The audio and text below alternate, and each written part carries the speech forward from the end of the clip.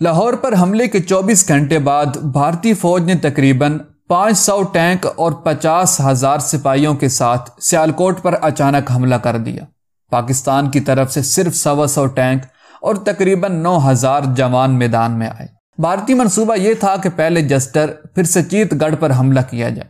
इस तरह करने से पाकिस्तानी फौज बैक वक्त दोनों महाजों पर उलझ जाएगी और भारतीय फौज दरमियान से गुजरकर पसरूर से होती हुई जीटी रोड तक पहुंच जाएगी। जस्टर के मकाम पर पाक फौज की 2 बटालियंस और एक आर्म्ड रेजिमेंट ने हमला आवर फौज का निहायत बहादुरी और पामर्दी से मुकाबला किया।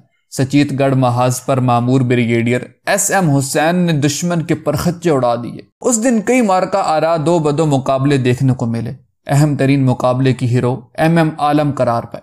हुआ यह कि सुबह 6 बजे के करीब 6 हंटर तैयारों ने सरगोदा एयरबेस पर हमला कर दिया। दिफाई मिशन पर महवे परवाज MM आलम और उनके साथी फ्लाइंग ऑफिसर मसूद अख्तर ने उनको रास्ते में ही रोक लिया। दरियाए चनाब के तारीखी इलाके की फिजाओं में 2 बदो मुकाबला हुआ। MM आलम का F-86 आगे था। उन्होंने एक हंटर पर मिसाइल दे मारा। उस पर स्क्वाड्रन लीडर औरंकार नाथ सवार था।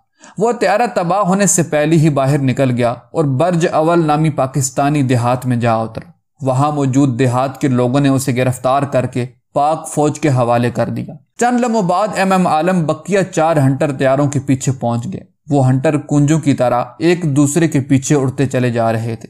MM आलम ने अपने त्यारे के 6 गनों के दहाने उन पर खोल दिए और 30 सेकंड में एक एक करके चारों को मार गिराया और यूं उन्होंने तकरीबन 1 मिनट में 5 त्यारे मार गिराने का मुनफरिद रिकॉर्ड कायम कर दिया और बाद अज़ा उनका नाम Guinness book of world record में दर्ज कर दिया गया। 7 सितंबर को कामयाबी से वतन का दिफा करके पाक फिजाइया ने अपनी बर्तरी साबित कर दी और भारतीय फिजाइया के गुरूर को खाक में मिला दिया। 7 और 8 सितंबर की दरमियानी रात भारतीय फौज ने चौंडा के महाज पर सैकड़ों टैंकों के साथ हमला कर दिया। जब मैदान का रिजार गर्म हुआ तो पाकिस्तान के सिर्फ 30 टैंकों ने दुश्मन के 100 देवहिकल टैंकों के मुंह मोड़ दिए और वह ऐसे दुम दबाकर भागे जैसे गीदड़ शेरों से डरकर भागता है। भारतीय फौज चाहती थी कि वो अपने टैंकों के बलबूते एक ही दिन में चौंडा से कई मील आगे बढ़ जाएं, मगर पाकिस्तानी फौज के जवां हिम्मत और बुलंद हौसला जवानों ने उन्हें अगले 72 घंटों में